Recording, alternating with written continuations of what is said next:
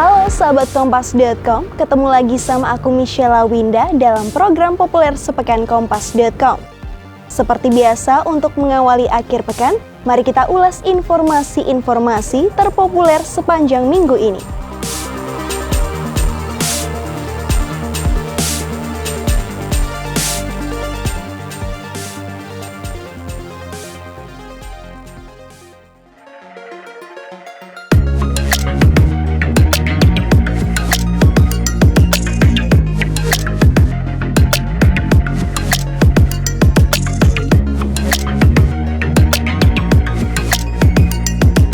Sorotan pertama, pemerintah mengumumkan Nusantara sebagai nama calon ibu kota negara baru di Penajam Pasar Utara, Kalimantan Timur.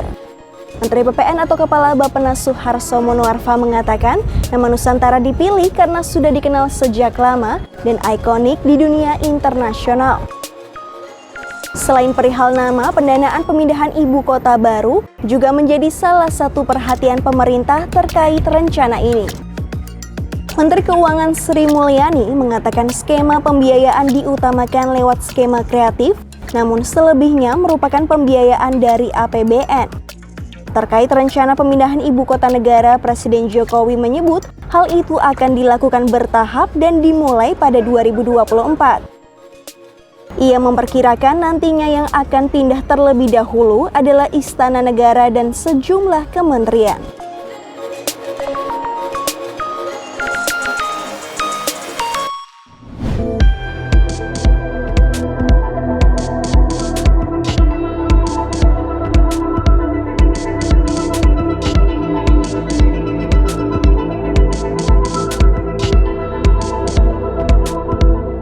Kita lanjut ke kabar berikutnya. Gelombang tsunami menerjang Tonga, sebuah negara yang terletak di Samudra Pasifik bagian selatan pada Sabtu 15 Januari 2022. Tsunami terjadi usai gunung api bawah laut Hunga Tonga Hunga Huapai meletus pada Jumat dan Sabtu petang.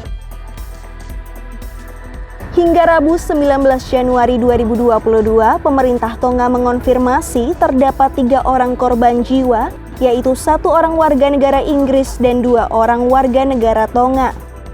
Sementara 6 warga negara Indonesia yang berada di Tonga dilaporkan selamat usai kejadian itu. Akibat erupsi dan tsunami tersebut, kabel bawah laut yang berfungsi menyediakan internet di Tonga putus dan menumbangkan layanan internet. Warga Tonga pun terancam tanpa komunikasi selama beberapa minggu, lantaran perbaikan kabel komunikasi bawah laut bisa memakan waktu hingga 2 minggu.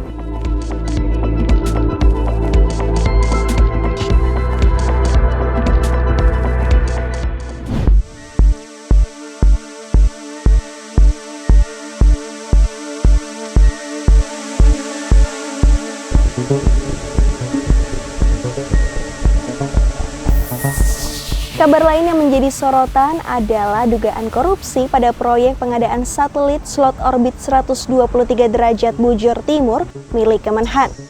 Menko Polhukam Mahfud MD mengatakan akibat adanya dugaan korupsi pada proyek pengadaan satelit tersebut, Indonesia berpotensi merugi hingga 800 miliar rupiah.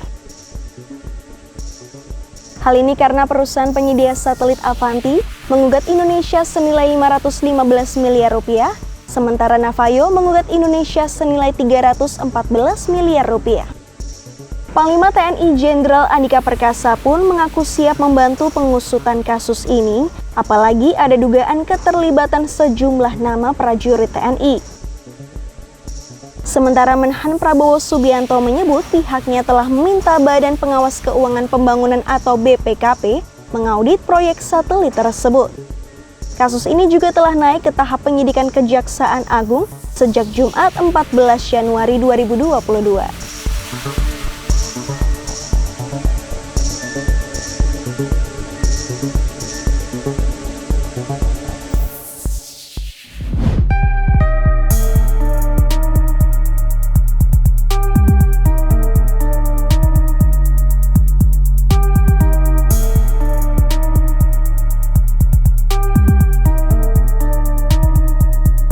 Kabar selanjutnya, anggota Komisi 3 DPR RI Arteria Dahlan menuai sorotan usai meminta Jaksa Agung mencopot Kajati yang berbahasa Sunda saat rapat.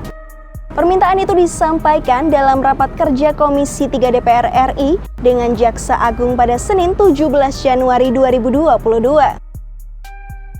Ada Kajati, Pak, yang dalam raker itu ngomong pakai bahasa Sunda. Ganti, Pak, itu. Kita ini Indonesia, Pak. Jadi orang takut kalau ngomong pakai bahasa Sunda, ntar orang takut, Pak, ngomong apa dan sebagainya itu, Pak. Tak berselang lama, pernyataan Arteria ini pun langsung menuai kritik pedas dari Gubernur Jawa Barat Ridwan Kamil hingga rekan satu partainya di PDIP.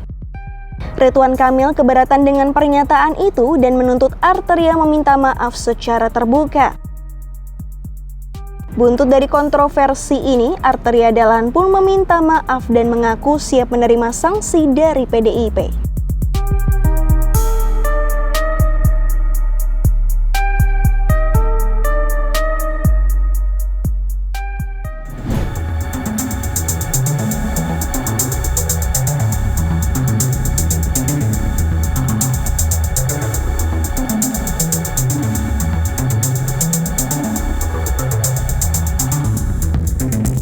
Kita beralih ke kabar terakhir, KPK melakukan 2 operasi tangkap tangan atau OTT dalam sepekan terakhir. OTT pertama dilakukan terhadap Bupati Langkat terbit rencana perangin-angin pada 18 Januari 2022. Usai penangkapan tersebut, terbit ditetapkan menjadi tersangka terkait pengadaan barang dan jasa tahun 2020 hingga 2022 di Kabupaten Langkat, Sumatera Utara. OTT KPK lainnya yakni penangkapan hakim di Pengadilan Negeri Surabaya sekaligus panitera pembantu dan pengacara pada 20 Januari 2022. Hingga kini KPK tengah mendalami aliran dana dalam kasus dugaan suap pengadaan barang dan jasa serta lelang jabatan di Pemkot Bekasi yang melibatkan Wali Kota Bekasi nonaktif Rahmat Effendi. Selain itu, KPK juga masih melakukan penyidikan terkait kasus dugaan suap yang menjerat Bupati Penajam Pasir Utara Abdul Ghafur Mas'ud dengan menggeledah ruang kerjanya.